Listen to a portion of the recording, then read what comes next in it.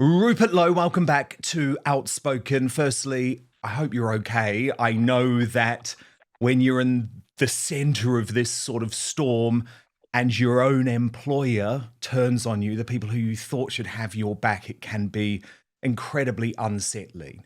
But we have a lot of ground to cover, so I do want to get straight into it. And I think the most damning claim made against you by senior reform figures over the past 72 hours, and this is, of course, their words, not mine, but it's that you are an out of control, a violent man who has made threats to party officials and is even suffering from early onset dementia. And I know you want to respond directly. So is any of that true? Well, Dan, let me tell you, this event on Friday came out of the sun like a spitfire. There was no discussion before it, so it's mystifying from top to bottom, frankly. In answer to your question, how am I? I'm fine. Compared with football, this is child's play.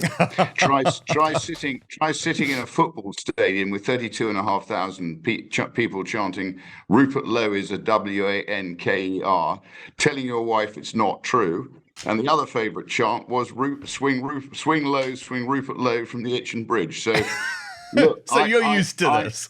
I've been through this. This is child's play, and the disappointing thing is it's very malicious child's play. I mean, people can judge whether they think I've got early onset dementia. I mean, that really is that's playing the man, not the ball, in football terms. So, I mean, it's complete rubbish. And so no health concerns as far as you are aware? Absolutely none, as far as I'm aware, Dan. We never take our health for granted. As they say, health is wealth. And at the end of the day, if you don't have health, that's when you realize how important it is. So at the moment, as far as I'm aware, I'm absolutely fine. I'm functioning better than I probably have for a long time. Being in Parliament actually sharpens your brain, it sharpens your attentive skills, and it keeps you on your toes, which is a very good reason why retiring, I think, is a thoroughly bad idea, frankly. This was one of the quotes from Nigel Farage in the Sunday Telegraph over the weekend, which I believe was hinting at that dementia claim. He wrote, "Yet the fact is that sadly there have been too many similar outbursts from Mr. Lowe, often involving the use of inappropriate language to the despair of our Chief Whip, Lee Anderson. I have been surprised and saddened at this behaviour. Certainly I never saw anything like it in the European Parliament in 2019 when I was the leader of the Brexit Party and Mr. Lowe was an MEP colleague." So he seems to be suggesting, Rupert, that something has changed. And a lot of senior figures within the party are saying, oh, this is all very sad. Well, Dan, I mean, it's absolute drivel, frankly, but it is straight out of the playbook of the the conspiracy theorists. If you want to damage somebody, then start seeding this kind of rubbish. But look, let people make their own minds up. My brain is working as well as it's ever worked. I'm not here for personal gain. Make your judgments about whether other people might be. I'm here because I want to change the way this country is governed. I'm hoping it's not too late, but I'm going to do everything I can to ensure that we try and bring back common sense government for the British people, to put the taxpayers at the top of the agenda, to deal with this mass uncontrolled legal and illegal immigration, and to try and restore the Britain I used to know when I was young, which was probably the best place on earth to live. And I've just been talking to one of my few remaining friends in Parliament, the doormen. They're great men. The doormen are fantastic people. They're usually the only sound ones there. He tells me that he thinks even if we win in 29, it's too late. I said, well, have a bit of hope. We've got to at least try. Well, look, I worry about that too. But look, can we talk specifically, because it's very important, Rupert, as you know, that we go through some of these allegations that are swirling. So I think we should start specifically with the police complaint made by your chairman, Zia Yusuf. Now, this was over a discussion that you had, I believe, face-to-face in December, yet it was only on Thursday that the complaint was made to the police. To me, that feels like a terrible use of police time at a moment when there's a lot of trouble in this country, and I don't think we should be wasting police time like that. Put that to one side, though. This, Dan, in answer to this one, so we can, I think, fairly quickly dispense with this one. This was an argument, I would say it was, on the 13th of December, but between Zia and I, who he sent a power email basically trying to undermine my position in Norfolk. And it was one-on-one. We had a frank conversation. I made my feelings known, and I haven't spoken to him, nor have Reform head office tweeted or retweeted any of my stuff since that date. So it's clearly a debate. Nothing was said, as far as I'm aware. He was taken in that meeting, Rupert. Out of the House. He was taken out of the House of Parliament. Nobody has said one word about it. And frankly, if he considered it offensive, I think he would have raised it at the time.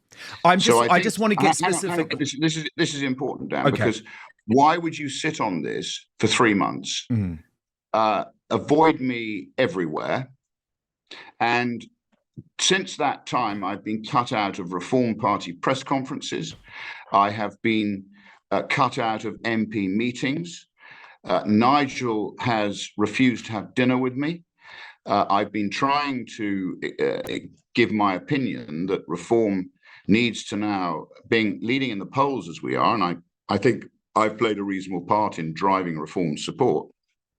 I think we need to change our emphasis from being a protest party to being a proper party with proper policies, not policies made up on the hoof, not policies sort of thought up and then delivered. We need proper experts in each field. Doesn't matter whether it's the field of tax, the field of the Constitution. And I've been working, hard behind the scenes to try and get some sort of logical think tank that bridges what I call the common sense element in this country. But Nigel didn't want to meet. I've tried on numerous occasions. One of his very close friends has tried. And indeed, my parliamentary office, one of whom knows him very well, has also tried. Indeed, Nick Candy tried only on, I think, Friday or Thursday. It was Thursday evening, because I went to a fundraising event with him where I introduced him to 2 potential donors. So he tried to set up lunch with Nigel on Monday, which I could have attended. But Nigel said he was having lunch with somebody else. Well, from what I could see, the person he was having lunch with was not as important as having lunch with a fellow MP who had serious things to say about the party. So, look, I don't know the reasons behind this. It's illogical, and it's downright unfair and unchristian, Dan. The process that's been followed. Oh yeah, it's just plain wrong. Feels it's just like plain a witch hunt. But what it's, I think, important for me to do, Rupert, as you know, I've been doing reporting on this over the course of the weekend because I want to put to you what is being said behind the scenes. I think one of the terrible things about how the mainstream media and the political class work in this country is very often they whisper at each other, spread rumors that can be false, and hide this information from the public. So what is being said, and no one has reported this, but what is being said, and I believe it's untrue, but I want to give you the opportunity to say it's untrue, that you threatened to slit Zia Yusuf's throat in that meeting. Dan, that's not right. What I did say after Friday was that the party had just slit its own throat. That's what I said about the party. I haven't. So you weren't making a threat to him. I didn't say that to Zia, by the way. I said that to my staff, and I maintain that. I think this is a most mysterious and an extraordinary decision that was made. And so no, I haven't spoken to Zia or communicated with him, as far as I'm aware, since that day on December the 13th. And since then, as I say, I've been iced out of most of Reform's meetings, conferences. Indeed, one day I was doing an interview with Martin Daubney on GB News, and I arrived to do the interview, and I was told there was a Reform press conference taking place, so I couldn't do the interview. Well, I didn't even know. It's extraordinary. Okay, but in that meeting on December the 13th, though, and why this matters is it's the complaint that's been made to the police. And we have to know if this police complaint is being used really as the weaponisation of the justice system, or if there was anything serious. Did you threaten his life at all in that meeting? Dan, it was a robust debate about an email he sent, and I can't remember the exact words. We were in there together. It was a robust debate because I was irritated that he was playing power games with Norfolk, which, as you know, is part of my sort of constituency. We've been busy setting up the local branches. Indeed, since Friday, they've suspended the branch chairman. And I was, I've been around a long time. And by the way, I'm 67 and he's 38. So I don't honestly think that he felt threatened. that any credible emphasis can be given to what he said, frankly. But look, I've got my solicitors, Erwin Mitchell, have been sitting on hold for most of the day trying to speak to the Met. It's very difficult to get through to them. I've already teed up, if the police wish to talk to me, I hope they will do it politely. I hope they will do it in a confidential way. And I hope that when we meet, they will show me what evidence they have for the accusations that have been made, because I've lived 67 years in this country, and I've never been under police caution. I've never been into a police station for anything like this. I run multiple businesses. I've employed multiple staff. And let me tell you, I've had many messages from all of them saying they just simply don't believe what's happening. Yes, and even some of these staff members are speaking to Sly News this afternoon, hardly friends of Reform UK, saying this is a joke. This is completely untrue. And I do want to come to the specific HR complaint in just a moment, because again, I've done a lot of reporting on that, and I think it's important the public know the truth. But before we get there, can we talk about the incident with Mike Cain in Parliament? Now, he is the Under-Secretary of State for Transport. I actually went back and watched the full exchange. We can put some of it on the screen, Rupert, while I'm explaining what happened. And this was the last sitting day of Parliament in December.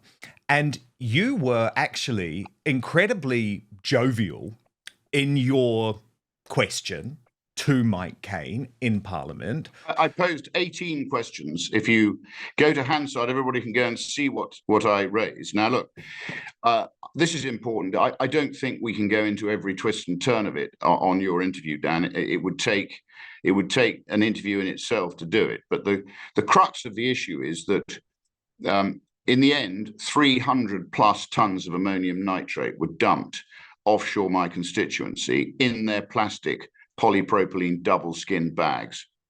And I was cut out. So this all happened when a ship called the MV Ruby got into trouble. It was allowed to dock at Yarmouth. Again, it was all taken over by the Department for Transport. And again, I actually personally, and one of the questions I asked was, did this have anything to do with Louise Haig's resignation? Which I probably think it did. Because the DFT, and when Mike Cain called me into his office a month later, and by the way, my constituency came within an ace of being evacuated at the time, without any discussion with me, Mike Cain told me that it was a local issue. When I spoke to the local politicians, they told me they'd expressly been told by the DFT that it was a Cobra event and they shouldn't tell me. So somebody's lying. Dan, I'm not saying because I don't know who, but I know who I suspect it is. I was called into his office with one of my staff. He was extremely polite. I listened to what he had to say. We talked about him being a Man City supporter, which he is, and I talked about Southampton. We talked football, and then he sort of made fairly light about it. So I did some digging, as I do, and I've now got a huge file on this. And I then emailed his office and said, would he kindly allow me another meeting, because I got some questions for him. He sent me a curt email to say that he didn't have time to see me. I should pursue normal parliamentary procedures if I wanted to get further answers. Mm-hmm.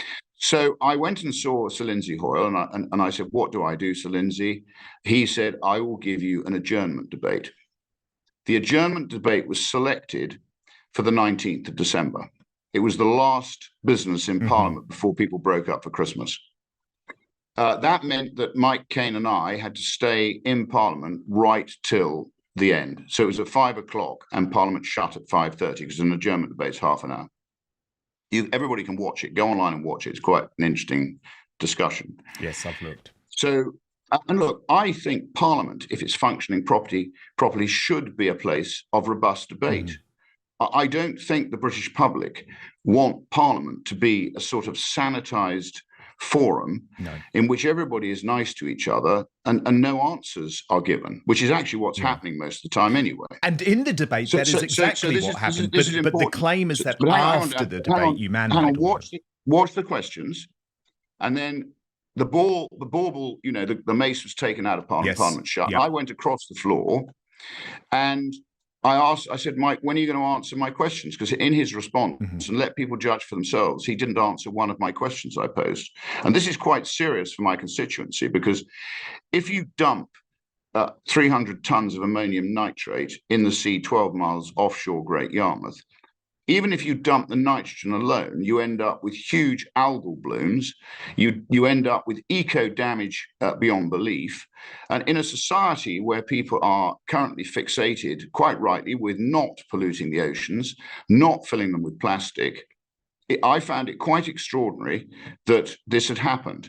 And particularly when I spoke to the port people handling it, who said it could have been unloaded and reprocessed. Indeed, they said, had we put out a note to the farmers locally, they would have driven and picked it up and used it on their land. It was ammonium nitrate. I've got pictures of the whole thing. So Mike and I, he said some ill-advised things to me. What did he say? Well, I'm not going to go into it because it's all been dealt with. It was dealt with by Parliament. So, but did he swear at you? This is. I'm not going into it because I haven't made a complaint, and nor has he. Okay. It's all been dealt with properly, and it's been put behind us. And again, conveniently, this has all been dragged up since by Friday. Your own party, which is what's ironic here, not by Labour, by Reform my own UK. Party, by my own party. Why would Labour drag it up, Dan? Yeah. Why would they drag it up? Now, when it comes to the issues in the office and the so-called bullying, again, I've spent the weekend looking into this. You can correct if anything that I'm about to say is incorrect. But there are 2 female members of staff, one in Great Yarmouth, one in Westminster. I'm not going to go into the specifics because I don't think it's fair to both ladies, but effectively, for different reasons, they are both investigated for gross misconduct. Then a 3rd member of staff in your office, I have the name of this man, and the woman being investigated in Westminster, are having a conversation, I believe it was on WhatsApp, and he described a woman working at a council as a, quote, silly tart. Now, you are not even in these messages whatsoever. And my belief is that is the extent of the so-called bullying and sexism. Am I correct on that? Well, if you want the full timeline, so ultimately you're right. There are 2 female members of staff involved. One worked in my office in Great Yarmouth, and her job was to handle the casework in Great Yarmouth. So I won't go into the detail, but suffice to say that she did something which the guy who runs Great Yarmouth, the Great Yarmouth office, thought was inappropriate. So an employment process was started, and with HR from Parliament, because what you've got to understand is these staff are not reform staff. They're my staff serving my office and working on behalf of the constituents of Great Yarmouth. Indeed, I go to great pains to tell them that they cannot do any reform business while they're working during the day, because they are parliamentary staff. And as I told you, I am in this to change the way we're governed, and I don't want to be tripped up by any rule breaches which are avoidable. So there was a process started, and in the end, the lady concerned actually stepped down ahead of probably being dismissed for gross misconduct. Nothing to do with me. She doesn't work with me. She didn't work with me. I had very little contact with her because I'm in Westminster most of the time. She's in Great Yarmouth reporting to the guy who runs the Great Yarmouth office, who's a fantastic guy. So the other issue was, again, my secretary in Westminster, and she used to be Andrew Bridgen's secretary. Yes, and he's actually put out a tweet having spoken to her. She was a very good lady. She worked very loyally for me, but there was a contractual issue which she got wrong. So I'm not going to again go into that. So again, we started an employment process with Parliamentary HR, advised fully by them, because if you don't use Parliamentary advice, you don't have insurance for employment issues going forward. So it was all done, all minuted, and all done properly. So in theory, this issue that Reform has used to beat me over the head with is technically a parliamentary issue rather than a Reform issue. But on Friday, not last Friday, but the Friday before, I think it was the 28th of February, I got suddenly, out of the blue, on Friday afternoon, a letter from Lee Anderson telling me that Reform were looking into these employment issues. Now, they'd made no effort to find out what they were all about. They hadn't been involved in the sort of meetings with Parliamentary HR, and they said they wanted to look into whether or not there were any where there was any merit to the complaint that had been made. By the way, the complaint was made after the disciplinary process had started, so you could argue it was a vexatious complaint rather than a complaint that was made before, which I think would be more powerful. And indeed, during the HR meetings, the lady concerned was given an opportunity to raise any other issues she wanted to raise, and she didn't. So look, again, I asked of Lee Anderson on the Friday afternoon, can you explain to me, Lee, whether this is a parliamentary issue or whether it's a party issue? And he didn't know. So I then asked a series of other questions, such as, I won't get into them now, but I asked them, and I still, Dan, have not had an answer to those questions. I pushed for the answer to those. It also said, would I allow this investigation to go ahead?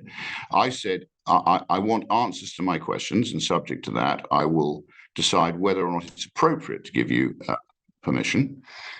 At which point I chased the following week, nothing. And then Lee, chased him again, and then on Tuesday or Wednesday, he said, we've appointed a QC, or KC. Casey. Said, fine. So he told me the name of the KC, I think I can remember talking to her just before lunch on Wednesday. So I had a long chat with her, and I explained the situation, and I said, I don't think that stage she thinks she'd even seen the letter they'd sent me, which, by the way, is a very weak letter, Dan. I've never seen such a poorly drafted letter in my life. But anyway, that's beside the letter from the KC or from the party? No, the letter from the party, the thing that kicked it all off. So I basically had a long chat with her, and I said, when could you get the questions I've asked Lee, answer those? I will then effectively decide whether it's appropriate. But I said, if you can justify that this is right, that the right process, I can assure you I will give you all the minutes of the meetings. I will check with Parliament that they're happy with that. I'll introduce you to Parliamentary HR, and we will absolutely clear this up. So nothing happened. So I chased her.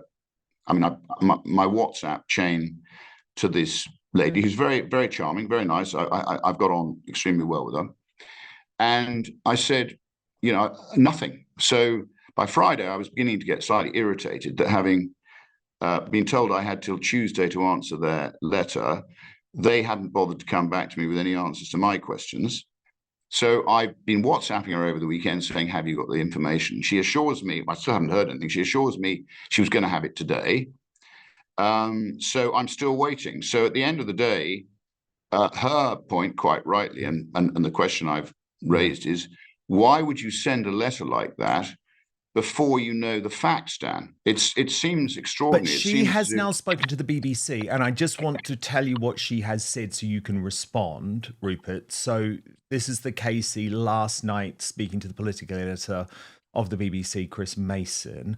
I have seen a number of statements made by Mr. Lowe MP, which are attributed to me and which describe my reactions to the process conducted by the party into the allegations made against both Mr. Lowe MP and his constituency manager.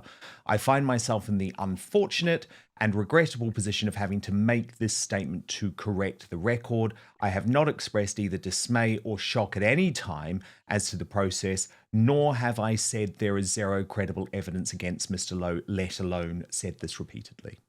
Well, that's because she hasn't seen any evidence, Dan, as she's confirmed to me on a number of occasions. And I was quoting her words because I drafted something I wanted to say, and she said, no, use these words. So it's on WhatsApp. But look, I don't want to cause her a problem. As you know, she doesn't work for me. She's not retained by me. She's retained by Reform. So I guess she has to be professionally careful how she deals with this. So I think the important thing is that we end up with her report as to what she thinks, and I have every belief that she will find that this has nothing to do with me, and if all parliamentary staff are going to be blamed for WhatsApp messages that go between members of their staff, then I think we've reached a pretty low point. So I think we'll see what she comes back with. But it is very unprofessional, in my view, to send a letter like that and then go to ground. I don't think you can do that. But then the article came out in the Daily Mail on Wednesday, yes. I think it was it Thursday? Wednesday or Thursday? Thursday, I think. And then suddenly, this happened on Friday. Now, I've been sort of given what's been happening within Reform, I've been turning it over in my mind. The question is, were they, through that letter, that employment letter, were they teeing up what actually ended up happening on Friday? And were they doing it in a disingenuous way? So we'll find out all this, and I will be and have been consulting with regulatory lawyers. I've been consulting with defamatory and libel lawyers, and I obviously have, as I told you, made contact with the police through my lawyers to ensure that this is all done properly, and we will deal with it in whatever way is professional and necessary.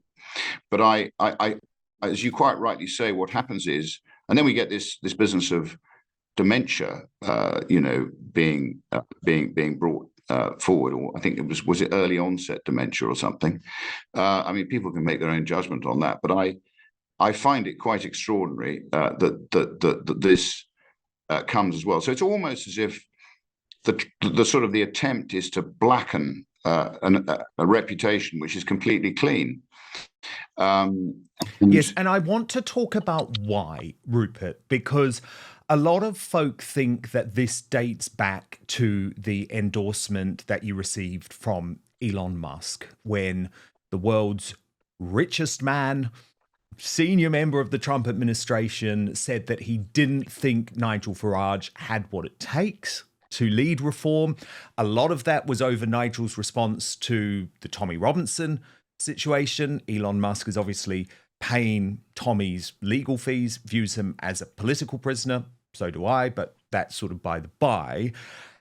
Do you think it was down to that? And have you had any communication with Elon Musk since all of this exploded? Well, look, Dan, I think the first thing to say is I owe a huge debt to Elon Musk, because without my X account, which gives me a voice, this may well have ended very differently, because I think in the past, anyone who has, if you like, a poppy that stood out too tall has been chopped down. But I'm a great believer in free speech, as is Elon Musk, and his platform gives a voice to people like me who are trying to bring about change. I've been thinking about it in my own mind, and I sort of wonder whether in a country that I think is becoming increasingly used to lies, somebody who stands up in Parliament and tells the truth is seen as a tall poppy. So in answer to your question, Elon Musk is a very clever man. He's the world's most successful entrepreneur. And I don't know what went on between him and Nigel, but for him to come out and say he didn't think Nigel was the right man to lead reform, that's his opinion. I didn't in any way lead the witness with that. And he didn't actually say I was the right person to lead reform. What happened is one of my followers went to him and said, did he think I was the right person? And he said he didn't know me, but he thought that what I put out on Twitter made a lot of sense. Now, that's a big difference to saying that I was the right person to be running reform. And are you in direct communication now? But first, this episode of Outspoken is brought to you by Manscaped, the global leader in men's lifestyle and grooming. Every man knows the unbeatable feeling of a fresh barbershop shave. Now, what if I told you that you no longer have to wait weeks or even months between appointments to experience it?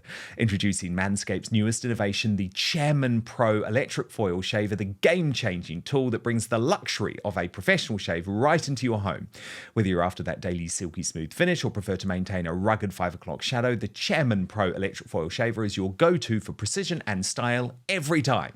After so many shaving mishaps in my past, Manscaped has improved my grooming routine no end and my confidence with it. So what makes the Chairman Pro stand out? Well, it's all about versatility and precision. It comes with 2 interchangeable skin-safe blade heads. You have the skin-safe 4-blade foil for that close, smooth shave when you're looking to go completely clean. And if a clean shave isn't your style, that's okay. Do what I do and switch to the skin-safe stubble trimmer to keep your stubble looking, I hope you agree, sharp and polished. Both heads are designed with skin-safe technology to help reduce razor burn and irritation, so your skin feels smooth and comfortable after every shave, reducing redness or discomfort. A standout feature that truly differentiates the Chairman Pro from the rest is the Flex Adjust technology. This innovation ensures a superior shave by allowing both blades and the pivoting head to seamlessly adapt to the unique contours of your face, and is gentle on the neck area, helping you maintain great contact with your skin at every angle. And if you want even more precision, on the right side there's the precision lock, so when you lock it, the blade head sits firm so you can achieve a more precise shave. It's waterproof too, which means you can clean up by rinsing it under the sink. Get the Chairman Pro today and experience a shave that is as smooth as you deserve. Head on over to manscaped.com and join the over 11 million men worldwide who trust Manscaped, including me. Use the code Outspoken. This is incredible. You will get 20% off your entire order and free international shipping. That's manscaped.com, using the code Outspoken for free shipping and a whopping 20% discount on your entire order. But now, back to the show. Well, look, I've never spoken to Elon Musk.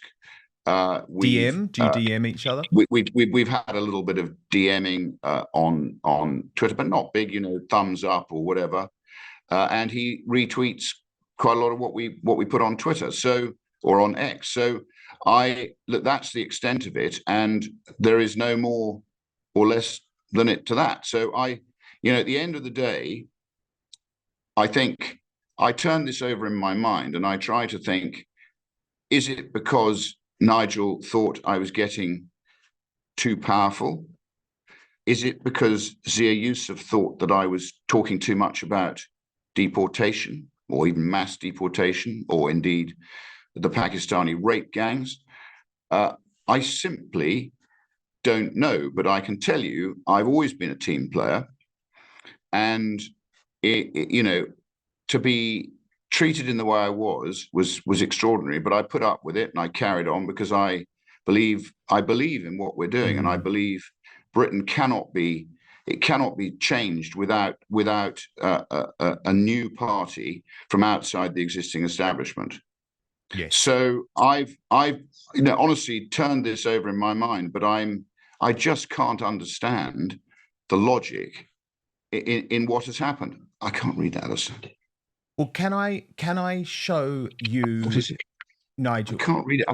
Hang on, Dan. I've got something the boys want me to read. Oh, okay, good. We'll have a look. This is what the Casey I've got on WhatsApp. Yes. To be clear, I was paraphrasing the Casey in regards to those earlier quotes on the BBC. On Friday night, the exact quote was sent to me by the Casey, and this is what she said. This is on my Twitter. I put it on Twitter so everyone can read it. I advised that you should simply say the party was precipitous to state that these allegations had been made without also saying that the party has commissioned an independent investigation, and the investigation has not yet got underway to look at all the evidence and evaluate its veracity.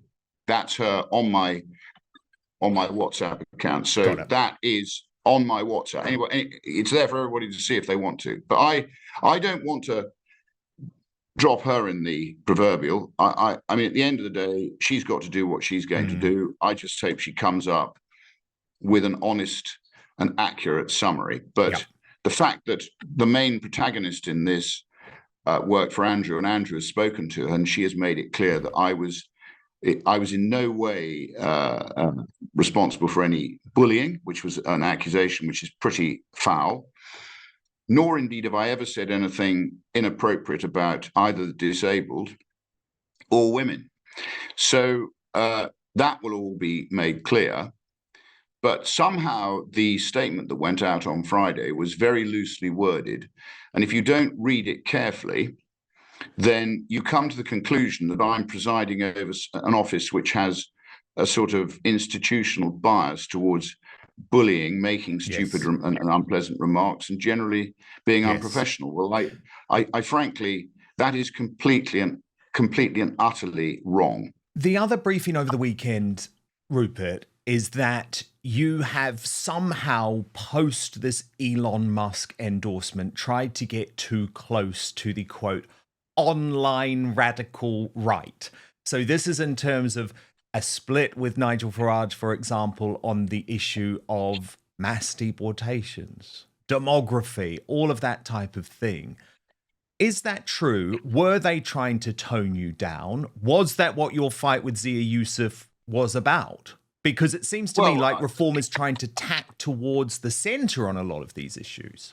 Well, I don't know the answer to that, Dan, but what I can tell you is that I did talk at one of Nigel's what I call razzmatazz shows around the country, which I think we've moved beyond that. And I think what we should be doing is, rather than doing that, we should be concentrating. Now we're leading in the polls. We should be concentrating on bringing about proper policy. So, I'd like to see a policy on what we're going to do constitutionally, a policy on what we're going to do with regard to taxes. And I'd like to see corporation tax cut to the lowest.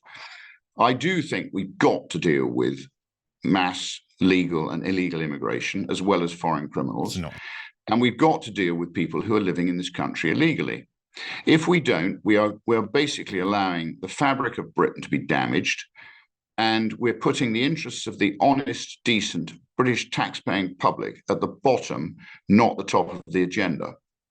So at the rally, I did go and talk in the end, because again, I mean, one of the accusations is that I'm not a team player. Well, it's hard to be a team player when you're cut out of all the meetings and the press conferences. But it was suggested I should play my part. So I went and spoke in Kemi Badenoch's constituency in Saffron Walden, where I did give a speech about mass immigration.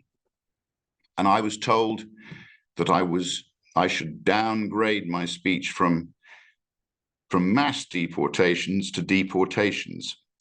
I was also asked to amend it in another way, which I refused to do, but I did downgrade. I took the mass deportations out. So I don't know whether this was the issue. I don't know what the reasons for this are, but I'm a man of logic, Dan, and I can't see any logic to the decision that the party made. And I don't in any way subscribe to unchristian behavior in terms of making complaints 3 months after when you should have made it at the time. Yeah. I don't subscribe to being unprofessional when you're looking at employment issues. They should make sure they avail themselves of the facts before they start firing off letters like they did on that Friday afternoon. Again, Friday afternoon, oldest game in town. What you want to do is spoil somebody's weekend. You send them a nasty letter unannounced. Well, they did that. And then last Friday, 5:10, we get this announcement, which, as I say, was very loosely worded. And unless you read it very carefully, you come to the conclusion that I should be wearing a mask and calling myself Dick Turpin, but it's just not right. So and then the dementia business. I mean, that is frankly quite extraordinary, and it's vile. It's vile. It's just simply vile. So can I show you what Nigel Farage had to say about this? Now, this was before the announcement, obviously, of the investigation, but I still think it's fair to allow you to respond, because he suggests, Rupert, that this is all about the fact that you want to become Prime Minister. Why is Rupert Lowe going public with these comments? There's not something better to be had behind closed doors? Well, perhaps he wants to be Prime Minister. Most people in politics do. You know that, Harry. Half the House of Commons. I know you want to be Prime Minister. But half the House of Commons think they should be Prime Minister. Have you had a word with him? His comments are wrong. His comments are wrong. We are making gigantic strides. You told him to wind his neck in then? No point in telling him what to do or what not to do. Fact is, we are making huge strides. So would you like to lead the party, Rupert? Well, Harry Cole, as you know, is very good at stirring it up, Dan. The answer is I'm in this, as I said, to change the way we're governed. I didn't come into this. Look, I'm 67. My wife's not entirely happy about me being up in London 5 days a week, going to Great Yarmouth on a regular basis, and effectively not enjoying what she saw as a happy and comfortable retirement, because I'm 67 and I am a pensioner, Dan. But I feel very fit. I haven't got any form of dementia that I'm aware of. And trust me, if you look at my CV, I don't give up. So I am intent on at least having a go at changing the way we're governed. And when I sit in the House of Commons, I am shocked by the quality of MPs from which ministers are drawn.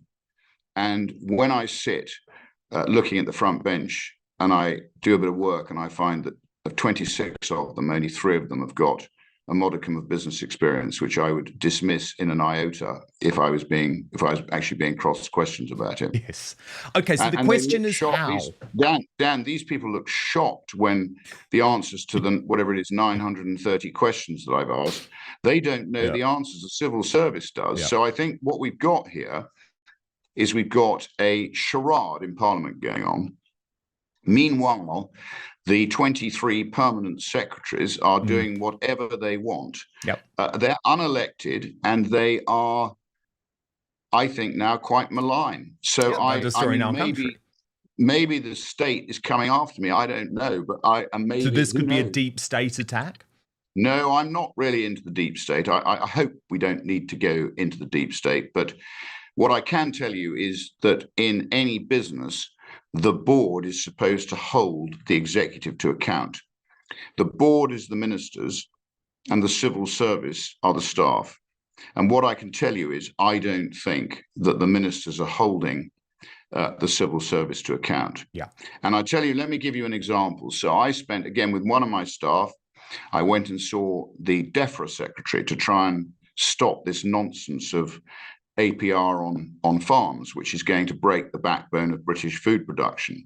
It's short-sighted, and it's really a terrible policy.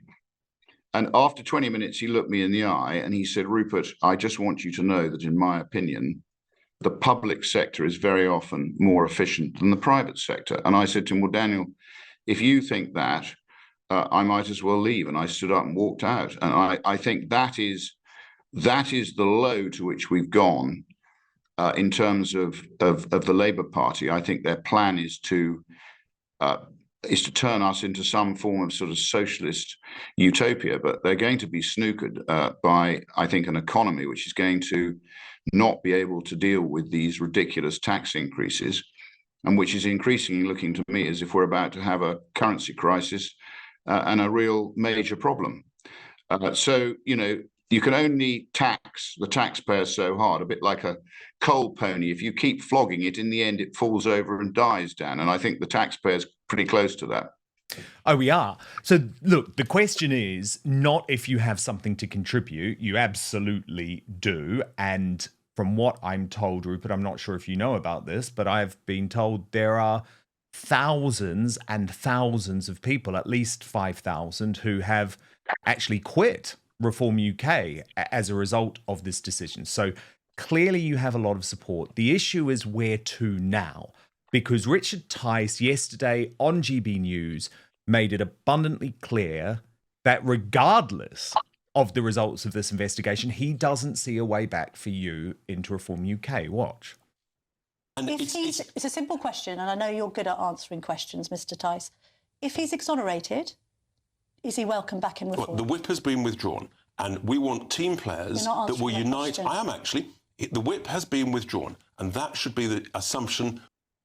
So that should be the assumption. Is that your assumption, or do you see a possible route back where you could sort things out, get in a room with these guys? Well, look, Dan, I mean, I think most people would agree that it's slightly odd to make the judgment before you've got the facts, which appears to be what they've done here. They've then pursued a particularly malign course of action to try and blacken my name. So I think the first thing I want to do is burn all those bushes and get that all out of the way, because it's complete rubbish. Is there a way back? I think it's highly unlikely. I mean, I haven't, to be frank, this happened on Friday afternoon. I haven't even given it any much thought. I've been literally on the end of a telephone all weekend. Again, much to the irritation of my wife. The weather was rather good. We did manage to get one walk with my Jack Russell, who I took a picture of. But look, I mean, I haven't had a chance yet to deal with frankly, the shock of events that I think have unfolded both without any warning and without any merit. So let's see where we go.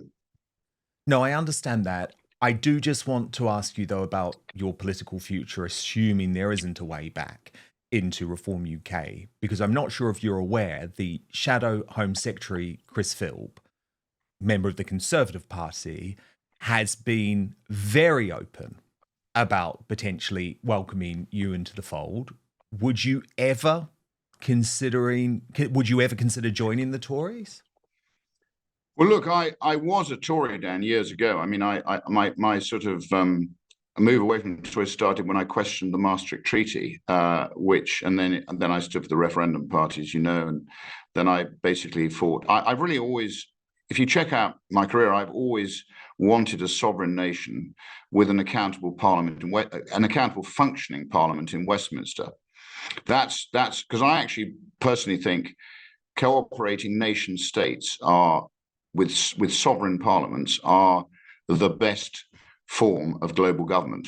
Unfortunately, the post-war plan was to create a socialist, globalist empire with no nations, and that's what they've gradually been working towards. And when the British people voted in 2016 to do exactly the opposite of that, the establishment didn't like it. So with the Tories, they've played their part, Dan, in where Britain is today. And, you know, I think Kemi herself has admitted that Boris, with an 80-seat majority, did less than nothing. In fact, I can't think of one thing that he did with that majority, which he could have done to clear up the way in which we're governed, to sort out our constitution, to repeal a lot of the Blairite nonsense that took place between 1997 and 2010. So I think the Tories have got a lot of work to do to get their house in order. I mean, I think they've got to do a lot of work on head office and probably a lot of work on their, what I call Lib Dem MPs. I think there are some extremely good Tory MPs.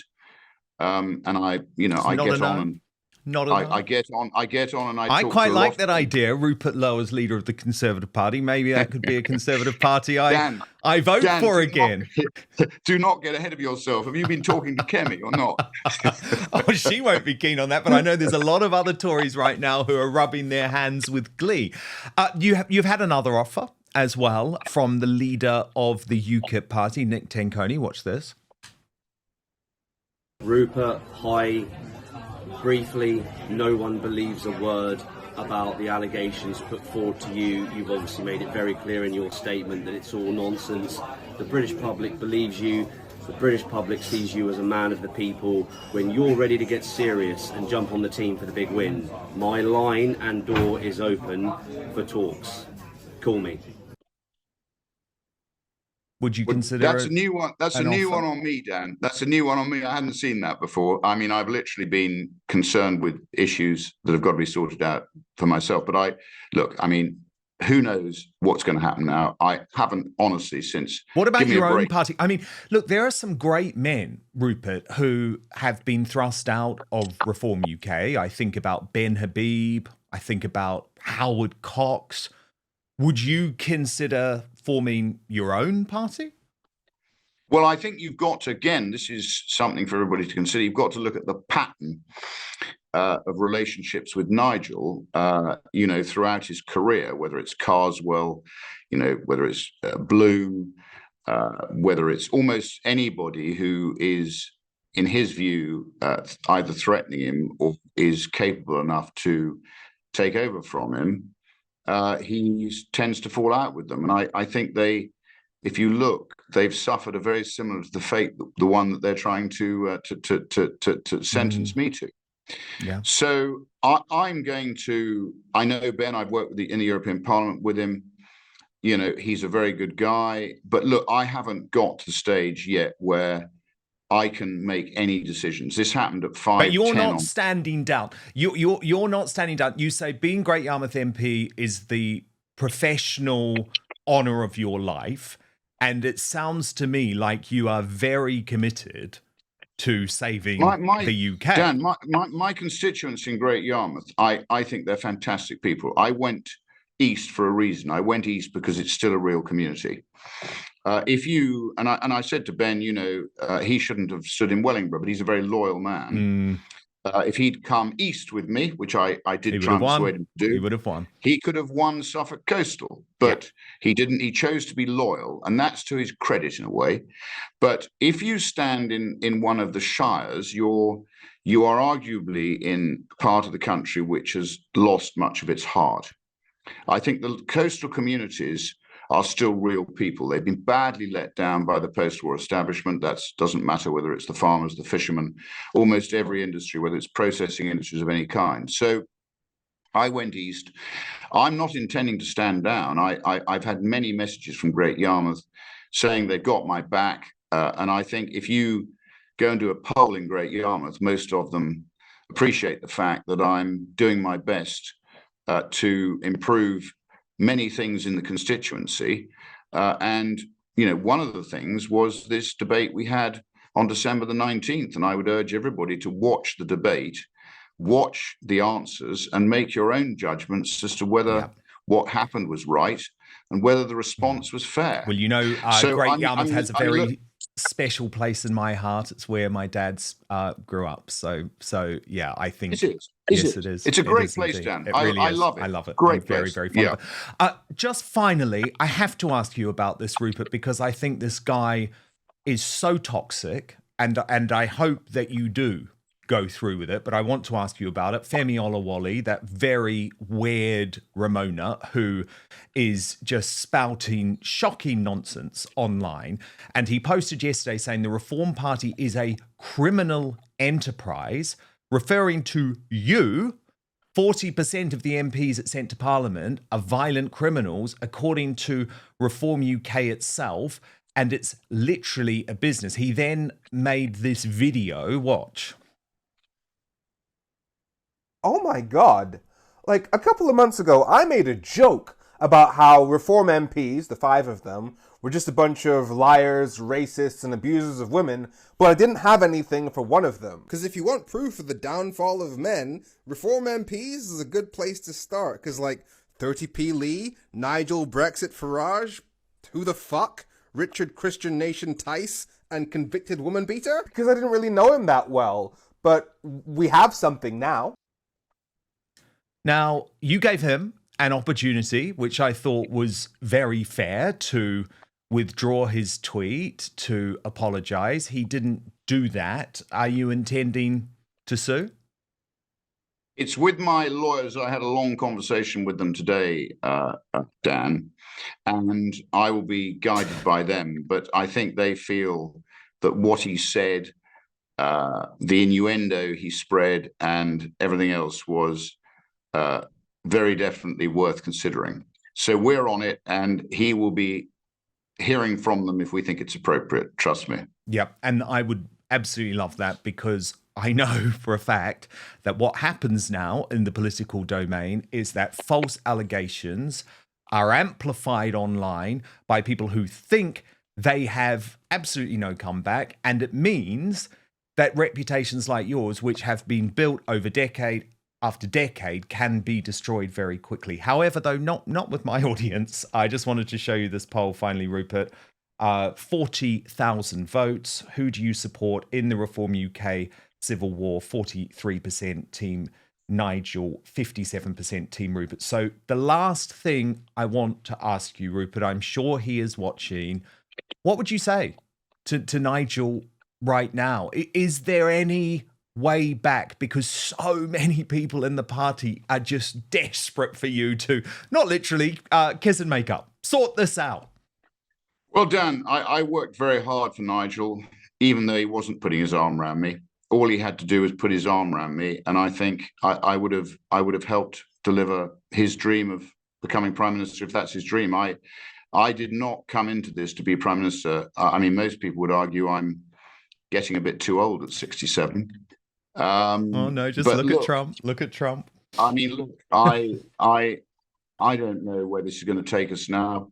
I mean, it's extraordinary. I've had calls from friends in Bhutan, walking in Bhutan, who said, we've just seen the news. I mean, lots of them, by the way, all over the world are making contact with me.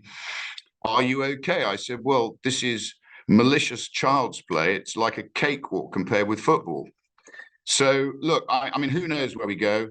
I'm really grateful for you taking an interest. And, you know, this is the first interview I've done since the Friday, a sort of bombshell. And, you know, I say thank you.